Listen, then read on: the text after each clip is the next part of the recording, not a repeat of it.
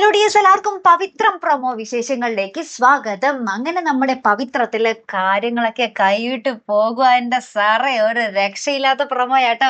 ആ ഒരു ബാക്ക്ഗ്രൗണ്ട് സോങ്ങും ഒക്കെ ഇങ്ങനെ നമ്മൾ പിടിച്ചിരുത്തി കുലുക്കി കളയും കൂട്ടുകാരെ.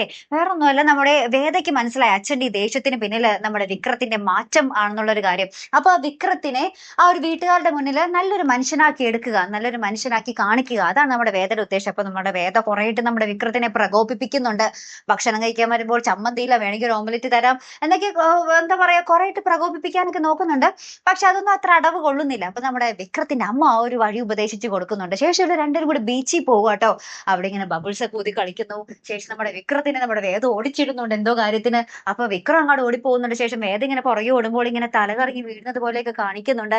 ഇനി ആക്ടിങ് ആണോ, ശരിക്കും നമ്മുടെ വേദ തലകറങ്ങി വീഴുന്നതാണോ എന്ന് അറിയില്ല കേട്ടോ. ഇനി നമ്മുടെ അമ്മയുടെ ബുദ്ധി അതായിരുന്നോ എന്നറിയില്ല കേട്ടോ. നമ്മുടെ വിക്രം ഓടി വരുന്നുണ്ട് കൂട്ടുകാർ, ഒരു രക്ഷയില്ലാട്ടോ.